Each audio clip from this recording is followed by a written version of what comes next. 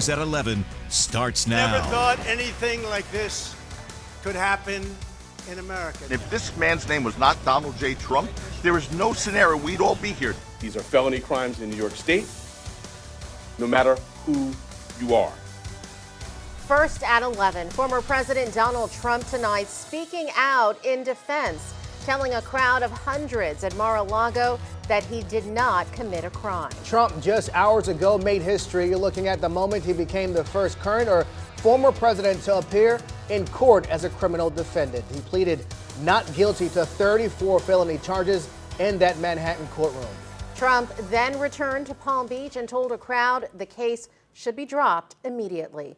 Good evening. I'm Felicia Rodriguez. And I'm Shane Wright. Thank you so much for joining us. We have live team coverage tonight from inside and outside Mar-a-Lago. We're going to begin with our co-anchor, Todd McDermott, who witnessed the moment the former president spoke publicly for the first time since being charged. Todd, you were there. About an hour and a half after the Trump plane landed here in Palm Beach, Mr. Trump was taken back here to his estate at Mar-a-Lago and appeared in this ballroom about 8:15 tonight, speaking to his supporters for about 35 minutes. He told them that these charges were filed to interfere with his 2024 presidential election campaign because Democrats are out to get him and want to stop him from running for president again. He claims his only crime was, quote, fearlessly defending our nation from those who seek to destroy it.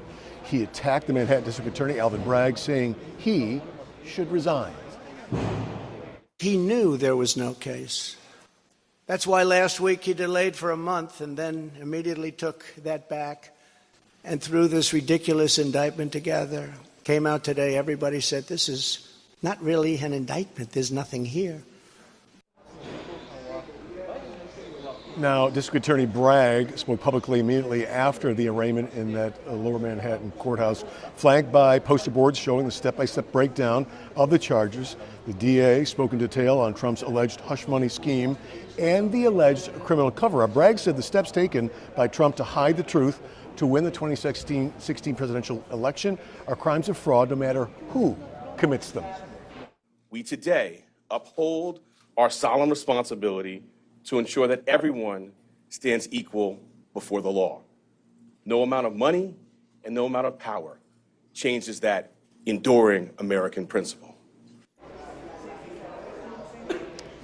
District Attorney Bragg also said that his office has charged hundreds of counts of business fraud in the past and that these are the bread and butter cases of his department prosecuting white-collar criminals. I want to continue our team coverage now with Terry Parker. She is going into an in-depth look at the indictment itself about the hush money scheme and the alleged effort to cover up those payments. Terry, more on the indictment now.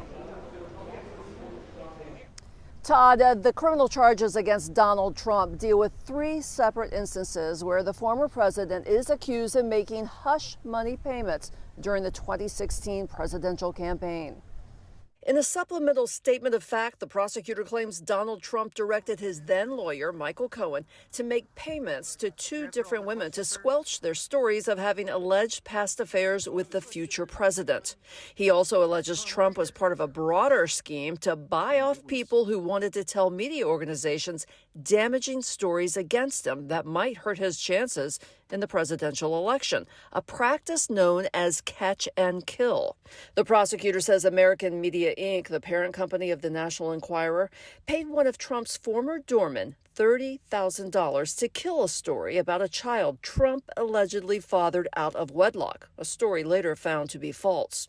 The indictment itself charges Trump with 34 counts of falsifying business records. All of those deal with payments Trump allegedly made to Cohen to reimburse him for paying off adult film star Stormy Daniels. Cohen paid Daniels $130,000 not to reveal her allegations of a sexual encounter with Trump in 2006. The indictment says Trump reimbursed Cohen in monthly payments and classified them as legal expenses, saying Cohen was under retainer. However, prosecutors say the expenses and the retainer agreement were fictional. And usually falsifying business records is a misdemeanor, but in this case, they are the lowest form of felonies. And to elevate these crimes to the felony charges, the district attorney must prove that while committing fraud, that Mr. Trump was doing this in order to commit a secondary crime. However, he has not yet specified exactly what that secondary crime is. Reporting live in West Palm Beach, I'm Terry Parker. Todd, back to you.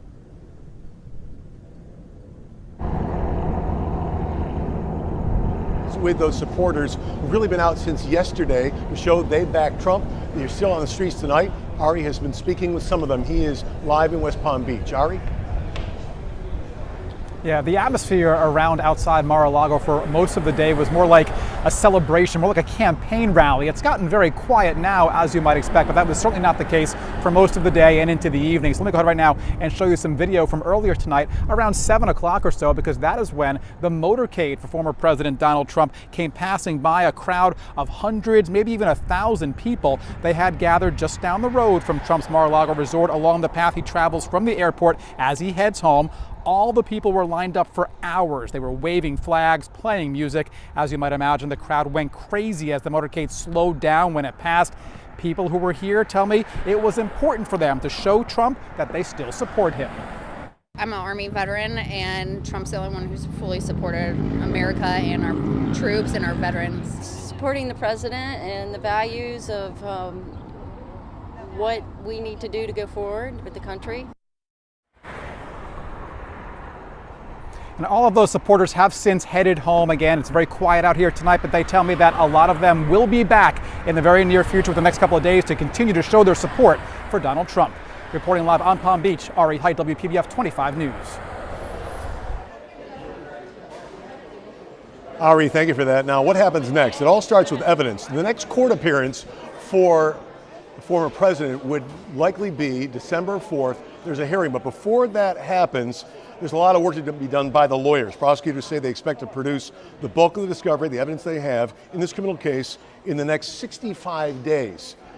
Trump's legal team has until August 8th to file any motions. September 19th is the deadline for prosecutors to respond to that. Now, when it comes to the trial date itself, there is some wiggle room there and some debate going on. Prosecutors want to begin in January of 2024. The Trump legal team is making noise that they would like to wait until sometime in the spring to start the criminal trial.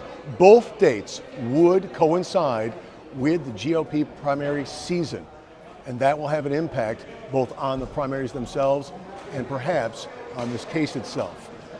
Coming up in the next segment, I will speak with our exclusive WPBF 25 political analysts about the speech Donald Trump made tonight here at Mar-a-Lago in response to the charges he was hit with today. For now, I'm Todd McDermott, live at Mar-a-Lago on Palm Beach. I'll see you in just a few minutes. Let's go back to Felicia and Shane. All right, Todd, thank you for your report. And you can watch Trump's entire speech from Mar-a-Lago and read the entire indictment for yourself online through our website, WPBF.com.